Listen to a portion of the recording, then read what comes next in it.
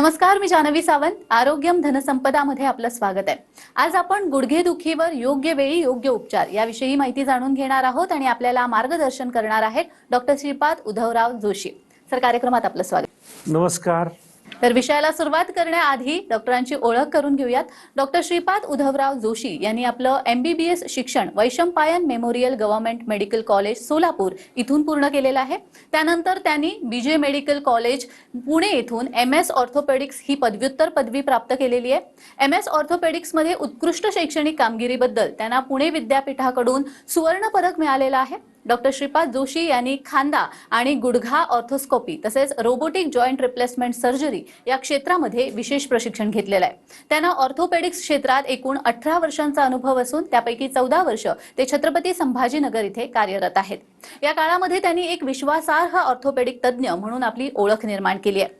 गुडघा आणि खांद्याच्या ऑर्थोस्कोपी शस्त्रक्रिया तसेच रोबोटिक गुडघा व हिप जॉईंट रिप्लेसमेंट आणि खांदा रिप्लेसमेंट सर्जरी या क्षेत्रामध्ये त्यांना विशेष अनुभव आहे. आधुनिक आणि कमीत कमी चिरफाड असलेल्या मिनिमली इन्व्हेसिव्ह उपचार पद्धतीचा वापर करून रुग्णांना उत्तम परिणाम आणि लवकर बरे होण्यास मदत करणे हे त्यांच्या कार्याचं प्रमुख उद्दिष्ट आहे. डॉक्टर श्रीपाद जोशी हे सध्या छत्रपती संभाजीनगर येथील श्री स्वामी समर्थ हॉस्पिटलमध्ये डायरेक्टर म्हणून काम पाहत आहेत. चला तर मग विषयाला सुरुवात करूया. सर, गुडघेदुखी आपण बघतो बऱ्याच लोकांमध्ये आपल्याला पाहायला मिळते. तर या गुडघेदुखीची नेमकी कारणं काय आहेत आणि कोणत्या वयोगटात जास्त प्रमाणात आढळतं? गुडघेदुखी ही बहुतांश वेळा 50 नंतर उद्भवते आणि त्याचे मुख्य कारण म्हणजे एज पहिलं, नंतर सेक्स म्हणजे फिमेल पेशंट्समध्ये जास्त अनुभव होतो, त्यानंतर जास्त वजन, जेनेटिक मेकअप, मेटाबॉलिक डिसऑर्डर्स, वजनाचा इम्पॅक्ट होतो बऱ्यापैकी आणि त्याच्यामुळे पण संधिवात होतो. मुख्यतः हीच कारणं आहेत. पण आपण आहाराबद्दल सुद्धा थोडं बोलूया. जर आपल्याला गुडघेदुखी असेल, टाळायची असेल किंवा आपल्याला थोड्याफार प्रमाणात कमी का होईना जी गुडघेदुखी करायची असेल, तर आहारामध्ये कोणते पदार्थ? फारच सुंदर प्रश्न आहे. आता ह्यामध्ये गुडघेदुखी हे गुडघ्याची झीज झाल्यामुळे गुडघेदुखी होती, किंबहुना गुडघ्याचे काही बाकीचे स्ट्रक्चर्स असतात, मेनिस्कस, ACL, ह्याला इंजुरी झाल्यामुळे होते. तर आपल्याला वजन आटोक्यात ठेवलं तर आपलं गुडघेदुखी कमी होईल. वजन आटोक्यात ठेवण्यासाठी आपल्याला आहार मेंटेन करणं फार महत्त्वाचं आहे. म्हणजे low carbohydrate diet, high protein diet, vitamin C, vitamin D, calcium युक्त पदार्थ घेतले पाहिजेत. म्हणजेच जसं दूध व्यवस्थित घेतलं गेलं पाहिजे, सोयाबीन घेतलं पाहिजे. पण थायरॉईडच्या पेशंटला सोयाबीन टॉलरेट होत नाही, त्यांनी टाळावं ते. त्याच्यानंतर आपल्याला जे हिरव्या पालेभाज्या घेतल्या पाहिजेत. त्याच्यानंतर व्हिटॅमिन C युक्त जे काही पदार्थ आहेत म्हणजे आवळा आहे, ह्या सगळ्या गोष्टींकडे आपण जास्त लक्ष दिलं पाहिजे. अगदीच. तुम्ही म्हणालात की वजन नियंत्रित ठेवलं पाहिजे, तर वजनाचा नेमका गुडघ्यावर कसा परिणाम होतो? गुडघ्याची एक रचना असते, म्हणजे वरती एक फिमर बोन आहे, खाली टिबिया आहे आणि त्याच्या भोवती एक आवरण असतं, त्याला खुर्च्या म्हणतो, म्हणजेच कार्टिलेज म्हणतो. कार्टिलेजचं कॅपॅसिटी आहे एक वजन सहन करण्याची. त्या वजनाच्या पुढे गेल्यानंतर कार्टिलेज खराब व्हायला सुरुवात होते. तर त्याची पण एक वेट बिअरिंग कॅपॅसिटी आहे, त्यामुळे वजनाला आटोक्यात ठेवणं फार महत्त्वाची गोष्ट आहे. आता आपण असं समजूया की जर मी नॉर्मल चालत आहे आणि आपलं वजन विदिन दी नॉर्मल लिमिट्स असेल, तर व्यवस्थित एक 2% म्हणजे दुपटीने त्याच्यावर वजन पडतं. तसंच आपण जर पायऱ्या चढत असू ते 5 पट वजन पडतं, आपण पळत असू तर ते 7 पट वजन वाढतं. नॉर्मल प्रोसेसमध्ये सुद्धा जर नॉर्मल वजन असेल तर तुम्ही इमॅजिन करा की जर वजन खूप जास्त असेल तर त्याच पटीने त्याच्यावरती परिणाम होतो. म्हणजे हाय इम्पॅक्ट ॲक्टिव्हिटी ज्यावेळेस आपण करतो आणि त्याच्यासोबत जर वजन जास्त असेल तर डेफिनेटली जी कार्टिलेजची एक वजन सहन करण्याची जी काही क्षमता आहे त्याच्या पुढे गेलं की ते कार्टिलेज ब्रेक होतं आणि पेशंटला संधिवात सुरू होतो आणि वेदना सुरू होतात. अगदीच. पण इंजेक्शन थेरपी जी गुडघेदुखीच्या रुग्णांसाठी वापरली जाते ती कितपत उपयुक्त ठरते? इंजेक्शन थेरपी नक्कीच फायदेशीर ठरते रुग्णांसाठी. त्याचं कारण असं आहे की जर रुग्णांचा संधिवात किंवा गुडघेदुखी ही लवकरची स्टेज असेल, म्हणजे त्याचं एक स्टेजिंग आहे, osteoarthritis grade 1, grade 2, grade 3, grade 4. जर अर्ली स्टेजमध्ये आपण जर डॉक्टरांना दाखवून त्यांची जर राय घेतली तर डेफिनेटली अर्ली स्टेजमध्ये इंजेक्शन थेरपी हेल्पफुल होते. इंजेक्शन थेरपी म्हणजे काय की आपण एक जे काही हिलिंग प्रॉब्लेम आहे कार्टिलेजचा, म्हणजे अधिक वजनामुळे किंवा कुठल्या तरी कारणामुळे इंजुरी झाल्यानंतर ऑस्टिओआर्थरायटिस होतो. म्हणजे बऱ्याचदा इंजुरी झाल्यानंतर मेनिस्कस टिअर होतं, कार्टिलेजला पण फ्रॅक्चर होतं. तर ते इंजुरी झाल्यानंतर जी काही जखम झाली आतमध्ये ती जखम भरून येण्यासाठी, म्हणजे इंजुरीमुळे जखम असू द्या, वय वाढल्यामुळे जखम असू द्या, किंवा वजन जास्त झाल्यामुळे पण जी इंजुरी होती कार्टिलेजला, ती जर अर्ली स्टेजमध्ये आपण पिकअप केली आणि त्या PRP थेरपीने जर आपण त्याला ट्रीट केलं तर नक्कीच फायदा होतो. PRP म्हणजे काय, आपण आपलं रक्त काढतो आणि त्याला एक विशिष्ट प्रक्रियेच्या थ्रू प्रोसेसमध्ये गेल्यानंतर एक हिलिंग फ्लुइड तयार होतं, त्याला आम्ही PRP म्हणतो, आणि ते PRP आपण आतमध्ये इंजेक्ट करतो, जेणेकरून जे हिलिंग फॅक्टर्स आहेत ते हजारो पटीने हिलिंग फॅक्टर्स, हजारो लाखो पटीने हिलिंग फॅक्टर्स त्या फ्लुइडमध्ये असतात. त्याच्यामुळे जी काही इंजुरी झालेली आहे कार्टिलेजला ऑस्टिओआर्थरायटिस होण्यासाठी, ती नीट करण्यासाठी ही हेल्पफुल होते. डॉक्टर, पण जर औषधोपचार करूनही गुडघेदुखी थांबत नसेल किंवा व्यायाम करून फिजिओथेरपी घेऊन सुद्धा त्रास कमी होत नसेल आणि डॉक्टरांनी सर्जरी सुचवली असेल तर तुम्ही काय सांगा? आता आपण जर व्यवस्थित फिजिओथेरपी केली, आहार पण मेंटेन केला, पण तरी देखील आपली संधिवात नीट होत नाहीये ट्रीटमेंट घेतल्यानंतरही, ह्याचा अर्थ ते ॲडव्हान्स स्टेजमध्ये गेलेला आहे. अर्ली स्टेजमध्ये नक्कीच तो डॉक्टरांच्या उपचारांनी, फिजिओथेरपीने, गोळ्या औषधांनी तो नक्कीच बरा होतो. पण जर तोच आजार खूप ॲडव्हान्स झाला असेल तर ह्याचा अर्थ तो कन्झर्वेटिव्ह ट्रीटमेंटनी रिस्पॉन्ड करत नाहीये. म्हणजेच आता आपल्याला पुढची ट्रीटमेंट करायला पाहिजे. पुढची ट्रीटमेंट म्हणजे काय, सगळे पर्याय संपल्यानंतर आपण रुग्णाला शस्त्रक्रिया सांगतो.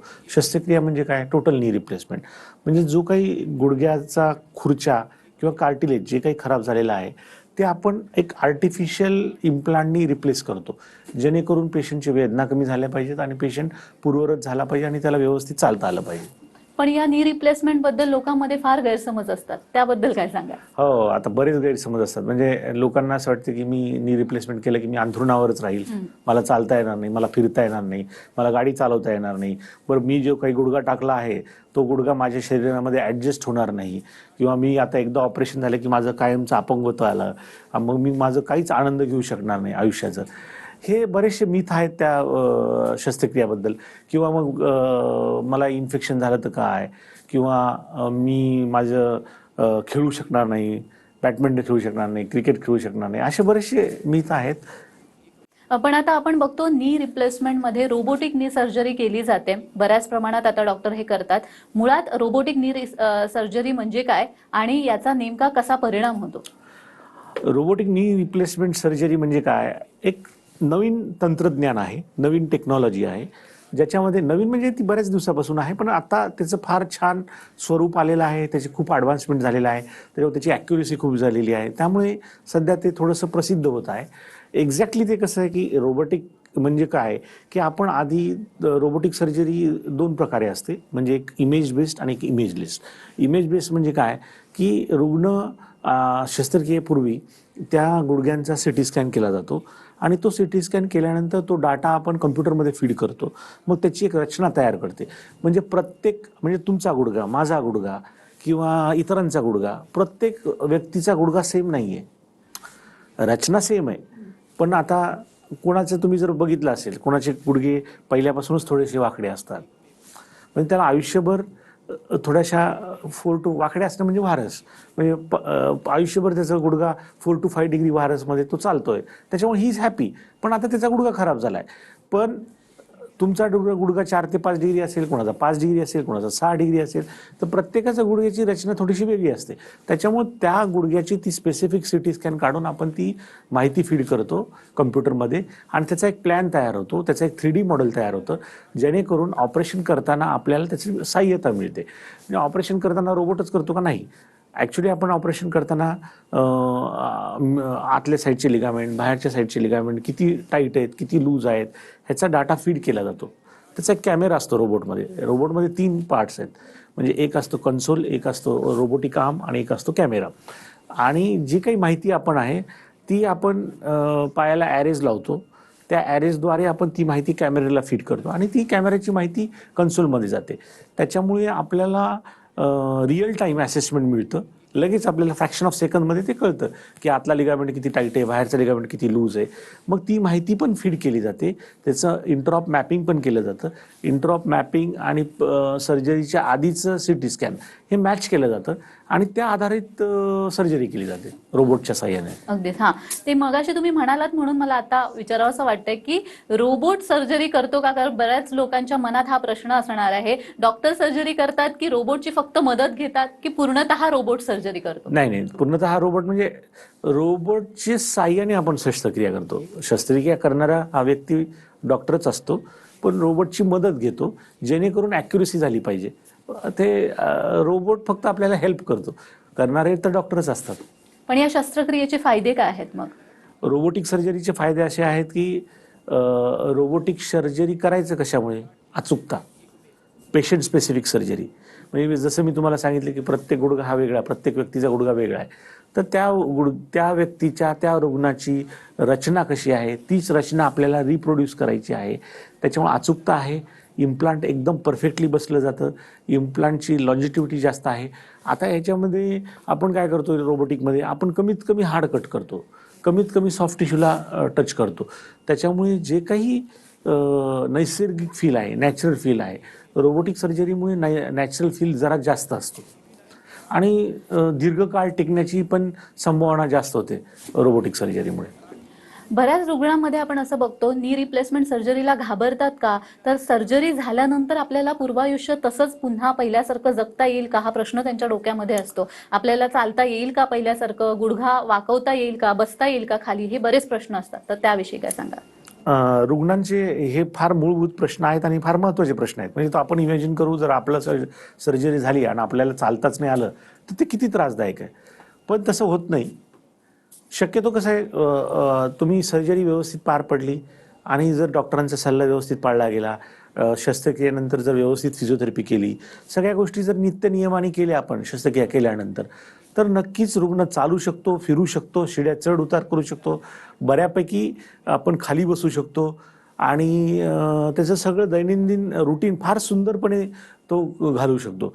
आता बऱ्याचदा काय होतं, रुग्ण येतात मुला-मुलीसोबत आणि मग मुलं म्हणतात, आजकाल आईचं फारच इंटरेस्टच नाही, कुठल्याच कार्यक्रमाला येत नाही, कुठल्याही कार्यक्रमाला यायचं तर ती म्हणते माझा गुडघा दुखतो.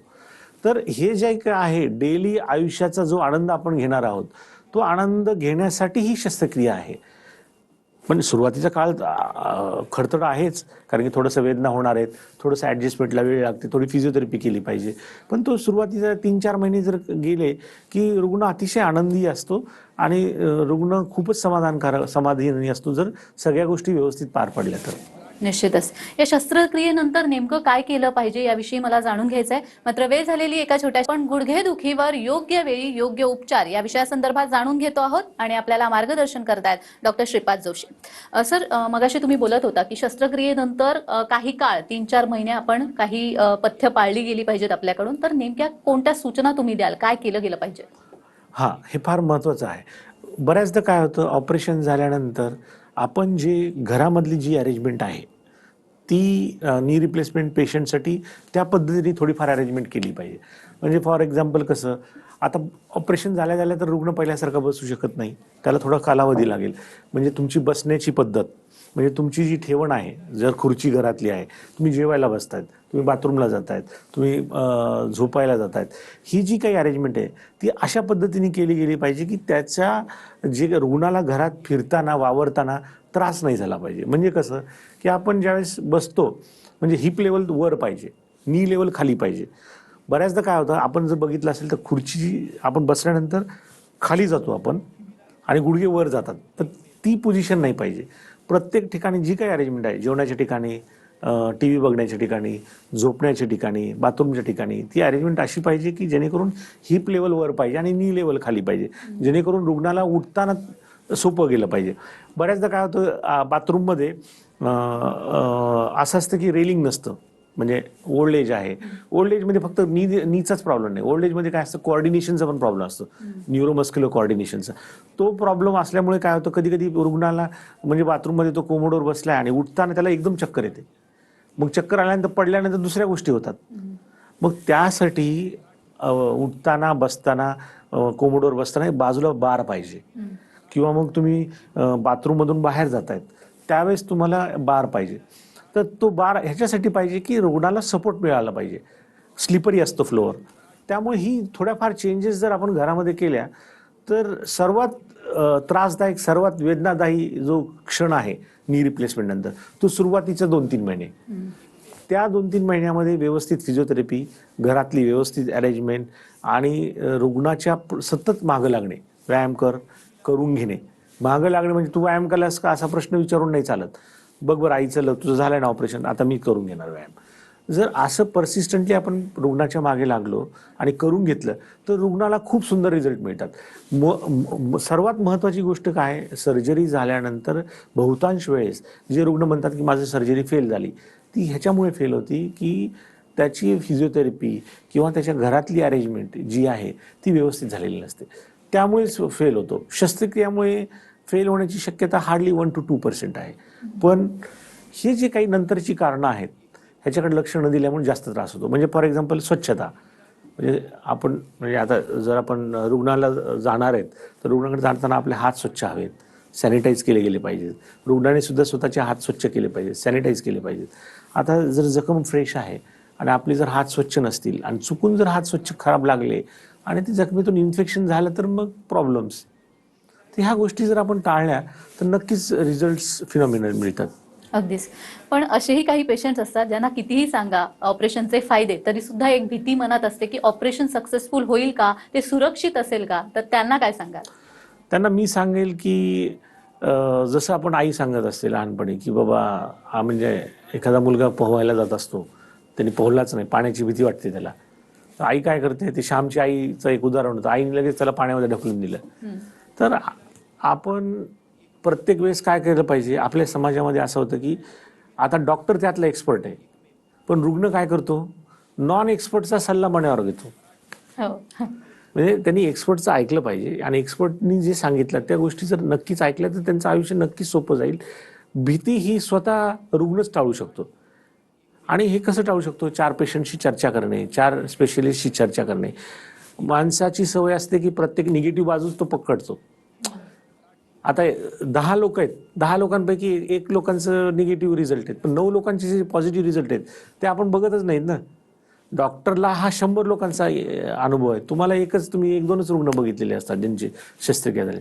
त्याच्यामुळे स्पेशलिस्ट जो सांगतो त्याच्यावर विश्वास ठेवला गेला पाहिजे आणि त्या पद्धतीने जर केलं तर नक्कीच तुमच्या मनातली भीती जाईल आणि तुम्हाला रिझल्ट चांगले मिळतील. अगदीच.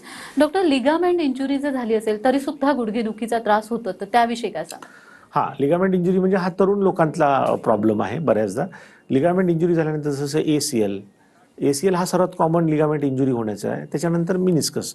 तर एसीएल इंजुरी झाल्यानंतर व्यवस्थित ताबडतोब डॉक्टरांना दाखवलं पाहिजे, त्यांचा सल्ला घेतला पाहिजे, आधी फिजिओथेरपी केली पाहिजे. सगळं जर झाल्यानंतर फिजिओथेरपी करूनही आणि सगळ्या गोष्टी करूनही जर वारंवार त्यांचा गुडघा सटकत असेल, वेदना देत असेल तर नक्कीच एक्सपर्टचं ओपिनियन घेतलं पाहिजे आणि आवश्यकता असेल तर शस्त्रक्रिया पण करावी लागू शकते आर्थ्रोस्कोपिकली, मिनिमली इन्व्हेसिव्ह. नक्कीच. पण एकदा शस्त्रक्रिया केल्यानंतर ती साधारण किती वर्ष टिकते, किती काळ टिकते, का पुन्हा करावी लागते? कारण तरुणांमध्ये हा प्रश्न खूप कॉमन असेल. हो, तरुणांमध्ये युजली आपण नी रिप्लेसमेंट करत नाही. आपण नी रिप्लेसमेंट 50-60च्या नंतर करतो. तरुणांमध्ये जे काही मोस्ट कॉमन सर्जरीज आहेत ते लिगामेंट रिलेटेड सर्जरीज आहेत, त्यांना कराव्या लागतात. जर कुठलं कारण म्हणजे आता बरेचसे प्रसिद्ध खेळाडू आहेत ते त्यांचं खेळणं चालूच ठेवतात ना, आणि त्याच्यामध्ये जर परत पडलो, मार लागला तर तो लिगामेंट इंजुरी होतेच. तेव्हा आपण शस्त्रक्रिया झाल्यानंतरही फिजिओथेरपी व्यवस्थित केली पाहिजे आणि आपण कसं काम केलं पाहिजे, कसं चाललं पाहिजे, कसे स्पोर्ट्स ॲक्टिव्हिटी केल्या पाहिजे ह्याची एक ट्रेनिंग आहे. त्याला रिहॅबिलिटेशन म्हणतो, पोस्ट सर्जिकल रिहॅबिलिटेशन. ते पोस्ट सर्जिकल रिहॅबिलिटेशन हे तंत्रशुद्ध मार्गाने झालं पाहिजे तर गोष्टी व्यवस्थित होतात. केलेली नी रिप्लेसमेंट आयुष्यभर टिकते जर आपण व्यवस्थित त्याची काळजी घेतली. आपण जर व्यवस्थित काळजी घेतली तर साधारणतः 20 वर्ष त्याचा कालावधी आहे. आयुष्यभर असा शब्द जरा फार मोठा होतो. एखाद्याचं आयुष्य 20 असू शकतं, 40 असू शकतं, 30 असू शकतं, पण सर्वसाधारणपणे 20 ते 25 वर्षापर्यंत गुडघा टिकू शकतो. अगदीच. आणि मग पुन्हा परत नी रिप्लेस करायला. त्याच्यामुळेच हे रोबोटिकचं आलं ना. रोबोटिकमध्ये काय होतं की आपण पहिल्या शस्त्रक्रिया करताना अशा पद्धतीने करतो की कमीत कमी बोन कट केलं पाहिजे, जेणेकरून बोन स्टॉक मेंटेन झाला पाहिजे. जरी कदाचित त्याला पुढे सर्जरी लागली तर जास्त नुकसान नाही झालं पाहिजे. त्या दृष्टिकोनातूनच रोबोटिक सर्जरीचा हा एक वेगळा ऍडव्हान्टेज आहे. आणि हिप रिप्लेसमेंटसाठी सुद्धा robotic surgery yes yes yes yes yes robotic replacement, heap replacement, आता डायरेक्ट अँटेरियर अप्रोच म्हणून एक छोटासा नवीन अप्रोच आहे DAA. त्याच्यामध्ये छोटंसंच इन्सिजन असतं आणि ते रोबोटिक पद्धतीने अजून फार सुंदर पद्धतीने होतं आणि त्याचे रिझल्ट खूप सुंदर आहेत. अगदीच. सर, जाता जाता आपल्या प्रेक्षकांना काय संदेश द्याल तुम्ही? मी प्रेक्षकांना संदेश देईल की आपला गुडघा निसर्गाने जो देवाने दिलेला आहे त्याला व्यवस्थित त्याचं जपन करा. व्यवस्थित जपन करणं म्हणजे तुम्ही व्यवस्थित फिजिओथेरपी केली पाहिजे, वजन आटोक्यात ठेवलं पाहिजे, तुम्ही इंजुरी टाळली पाहिजे आणि हाय इम्पॅक्ट एक्सरसाइज टाळले पाहिजेत. आणि जे काही करणार असाल आणि अननेसेसरी नी रिप्लेसमेंटची भीती टाळली पाहिजे. कारण की knee replacement, robotic knee replacement किंवा कन्व्हेन्शनल नी रिप्लेसमेंट ह्या दोन्हीचेही रिझल्ट खरोखर चांगले आहेत आणि जर गरज आहे तर ते करून घेतले पाहिजेत, जास्त दिवस घातले नाही पाहिजेत. कारण की जर तुम्ही नी रिप्लेसमेंट नाही केलं की तुमची दररोजची मोबिलिटी हॅम्पर्ड होणार. फक्त तेच नाही, मोबिलिटी हॅम्पर्ड होते, तुमच्या सायकोलॉजिकल इफेक्ट होतो, ओव्हरऑल त्याच्यामुळे शरीरावरती परिणाम होतो, रुग्ण पलंगावरच खेळून राहतो आणि त्यामुळे मग सगळ्याच गोष्टीवर परिणाम होतो. डायबेटिक पेशंटची अजून डायबिटीज वाढतो, बाकी पेशंटला उत्साह राहत नाही आणि त्यामुळे आपले लॉन्जिटिव्हिटीवरती परिणाम होतो, आपल्या आयुष्याचा आनंदावरती परिणाम होतो. तर तुम्ही आयुष्याचा आनंद हा शेवटपर्यंत घेतला गेला पाहिजे, त्या हिशोबाने तुम्ही नी रिप्लेसमेंट केलं पाहिजे. अर्थात, म्हणजे जर गुडघेदुखी असेल तर योग्य वेळी योग्य उपचार केले पाहिजे, तुम्हाला नक्कीच रिलीफ मिळेल आणि त्यासाठी डॉक्टर श्रीपाद जोशींना तुम्ही नक्की संपर्क करू शकता. डॉक्टर, तुम्ही इथे आलात आणि खूप छान मार्गदर्शन केलं, त्यासाठी खूप थँक्यू थँक्यू थँक्यू. तर आरोग्यम धनसंपदामध्ये आज आपण इथेच थांबतोय. पुन्हा भेटूया एका नवीन विषयासह. तुम्ही कुठेही जाऊ नका, पाहत रहा TV9 मराठी.